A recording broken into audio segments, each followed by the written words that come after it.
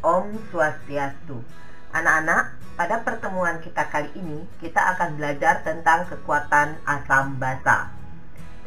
Inilah peta konsep materi yang akan kita pelajari pada pertemuan kali ini.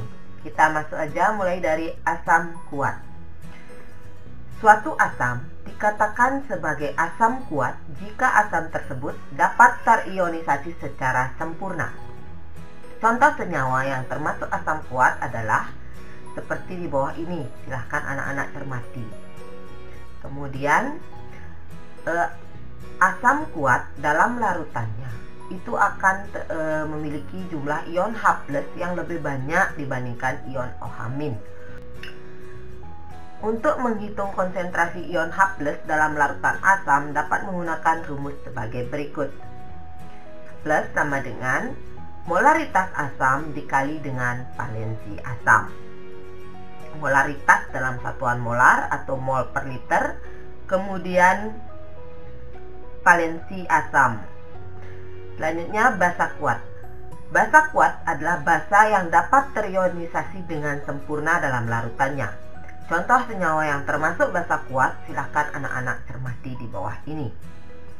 Kemudian basa kuat dalam larutan basa, jumlah ion OH- lebih banyak dibandingkan ion H+. Untuk menghitung konsentrasi ion hidroksida dalam larutan dapat menggunakan rumus sebagai berikut. Konsentrasi OH- sama dengan molaritas basa dikali dengan valensi basa. Kemudian kita lanjutkan dengan asam lemah. Asam lemah adalah asam yang terionisasi sebagian dalam air. Contoh senyawa asam lemah adalah sebagai berikut. Asam lemah dalam air hanya sebagian molekul saja yang terurai menjadi ion-ionnya, sehingga derajat ionisasinya adalah antara 0 sampai dengan 1. Jika konsentrasi awal larutan asam lemah dianggap sebagai HH dan dinyatakan sebagai molaritas asam Ma, maka konsentrasi H+ sama dengan akar Ka dikali Ma, dengan Ka adalah tetapan ionisasi asam lemah dan Ma adalah molaritas asam lemah. Selain itu, harga konsentrasi H+ dapat juga dihitung dari alfa derajat ionisasi dikali dengan molaritas asam Ma. Kita lanjutkan ke basa lemah. Sama seperti asam lemah, basa lemah itu hanya terion sebagian ketika larut dalam air. Contoh-contoh basa lemah adalah sebagai berikut. Basa lemah dalam air itu juga memiliki derajat ionisasi antara 0 sampai dengan 1. Jika konsentrasi awal larutan basa lemah LOH dinyatakan sebagai Mb, maka konsentrasi OH- sama dengan akar Kb dikali Mb, dengan Kb adalah tetapan ionisasi basa lemah.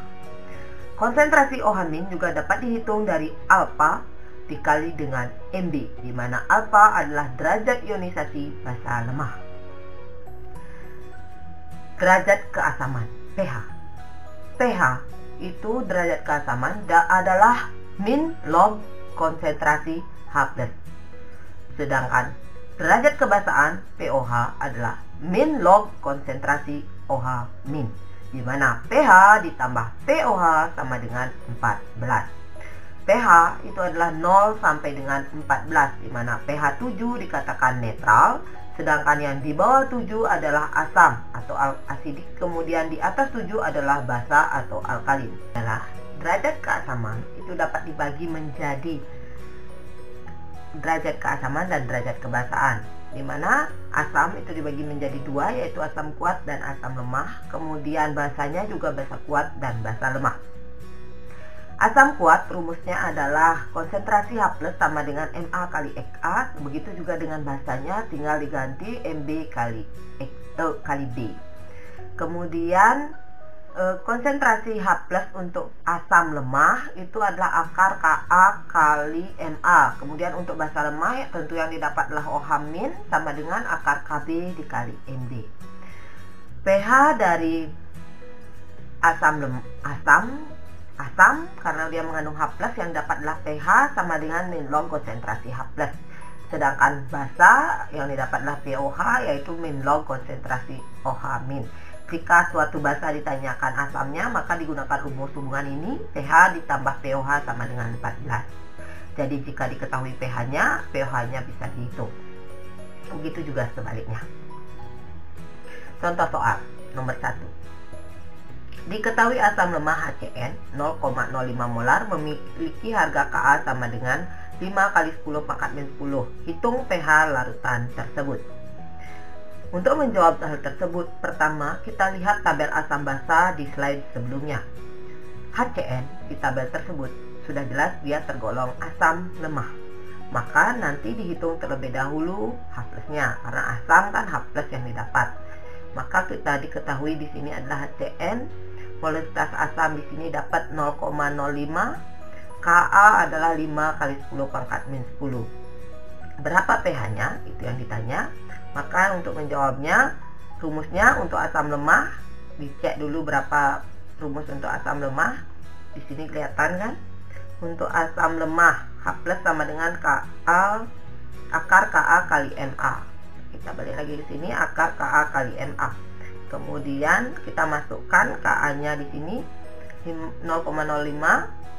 Kebalik nih ya. Ka-nya 5 kali 10 pangkat min 10, Ma-nya 0,05. Sehingga hasilnya adalah 5 kali 5 kan 25. Kemudian ini 10 pangkat, ini kan 10 pangkat min 2 tambah 10 pangkat min 10, 10 pangkat min 12 kali. Nah, sehingga konsentrasi H+ akar 25 adalah 5, akar 10 pangkat min 6, ini akar itu adalah sama dengan pangkat setengah, berarti 12 setengahnya adalah 6. Oke. Kemudian kita hitung pH-nya. pH adalah min log konsentrasi H+. Min log, masukkan ini 5 kali 10 pangkat min 6. Dapatnya adalah pangkatnya di ke depan ini 6 min log 5. Untuk aturan logaritma silahkan pelajari lebih lanjut di matematika ya. Oke. Selanjutnya contoh soal nomor 2. Diketahui larutan BaOH 2 kali 0,1 molar. Hitunglah pH larutan BaOH 2 kali tersebut. Oke, kita lihat sekarang. Lihat tabel dulu kembali, asam basa sebelumnya BaOH 2 kali itu tergolong basa kuat. Maka nanti yang dihitung terlebih dahulu adalah OH min. Diketahui BaOH 2 kali, molaritas basa adalah 0,1. Saya langsung buat dalam eksponen, yaitu 10 pangkat min 1. Yang ditanya pH. Karena basa kuat, maka zat harus diionisasi terlebih dahulu untuk mencari valensi basanya ya. Oke, kita masuk. BaOH 2 kali menghasilkan Ba2+ tambah 2OH min. Valensinya 2. Di sini dapatkan jumlah OH. Valensi adalah jumlah OH min yang dihasilkan untuk basa. Nah, pertanyaannya apakah kalau dia di sini asam kuat dibuat ionisasi? Iya. Jika soalnya adalah asam atau basa kuat, maka kamu harus ionisasi terlebih dahulu untuk menentukan valensinya. Karena basa, hitung harga OH min terlebih dahulu. Rumus basa kuat adalah konsentrasi OH min sama dengan Mb kali B. Maka konsentrasi OH min adalah 10 pangkat min 1. Di sini masukkan Mb-nya. Kemudian B-nya adalah 2. Sehingga didapatlah 2 kali 10 pangkat min 1 molar. Oke, kita lanjut. Tidak bisa langsung menghitung pH di sini adalah basa, maka kita tidak bisa menghitung pH-nya terlebih dahulu. Karena dia basa, maka dihitung dulu pOH-nya. pOH-nya min log konsentrasi OH min log 2 kali 10 pangkat min 1. 1 min log 2. Baru kita bisa menghitung pH-nya. pH ditambah pOH selalu sama dengan 14. pH sama dengan 14 dikurang pOH.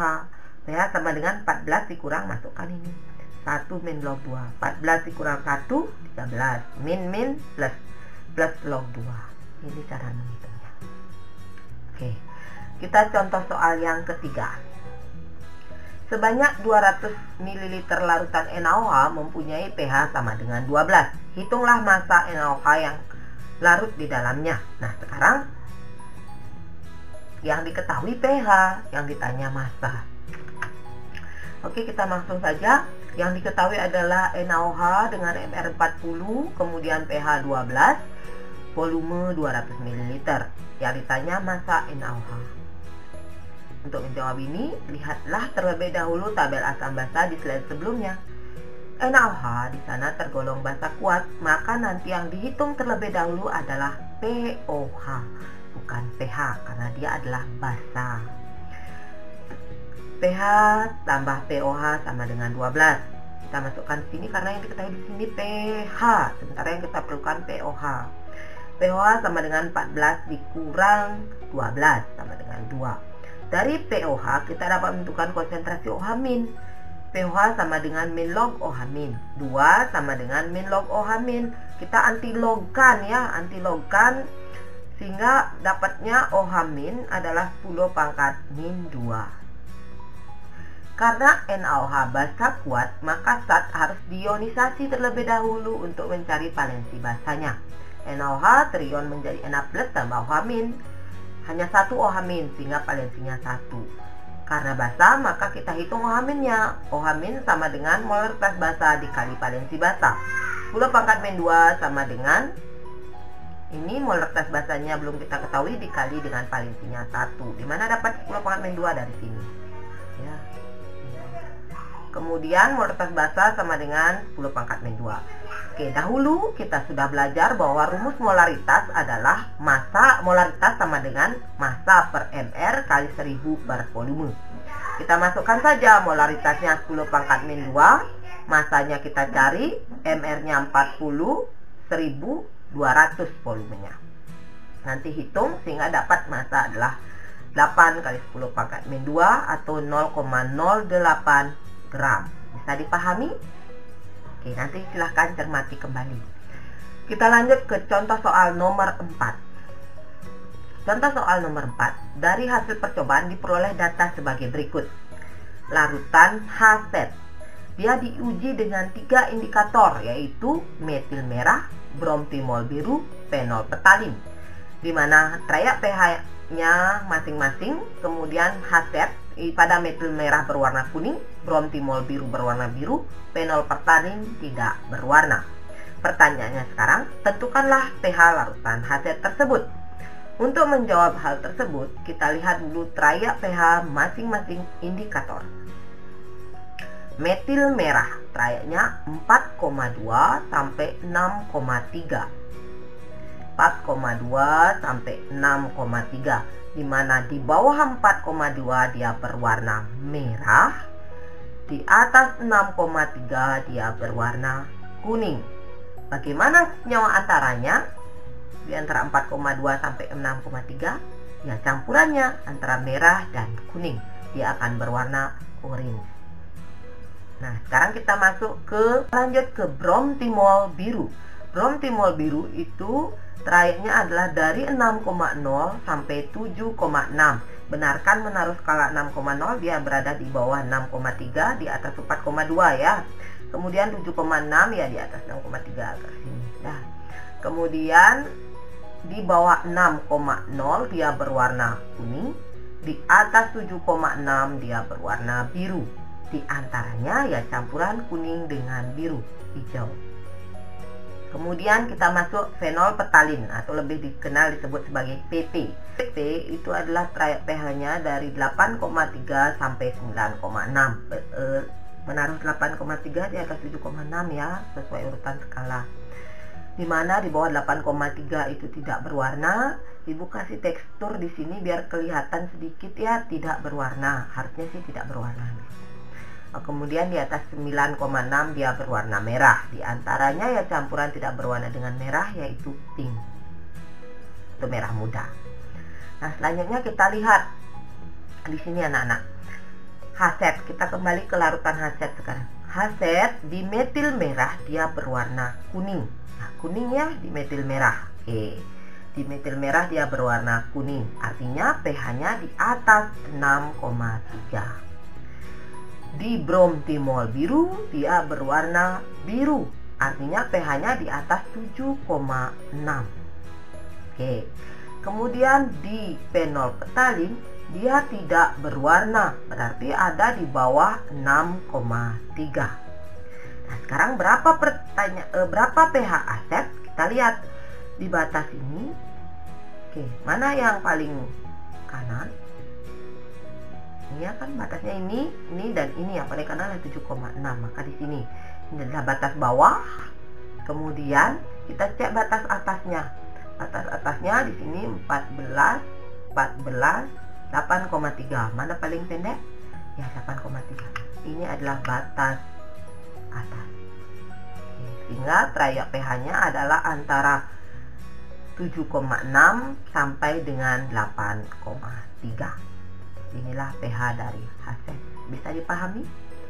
Atau secara garis besar, pH Hassett adalah di mana perpaduan antara metil merah, bromtimol biru, dan fenolftalin mengalami perpotongan ketiganya ya. Ketiganya kena. Nah, ini dia. Sudah bisa dipahami? Oke, nanti silahkan kalian lanjutkan dengan latihan soal. Untuk hari ini materinya cukup sampai di sini. Silahkan kerjakan soal yang diberikan sampai batas waktu yang ditentukan. Sekian dan terima kasih. Om Santi Santi Santi.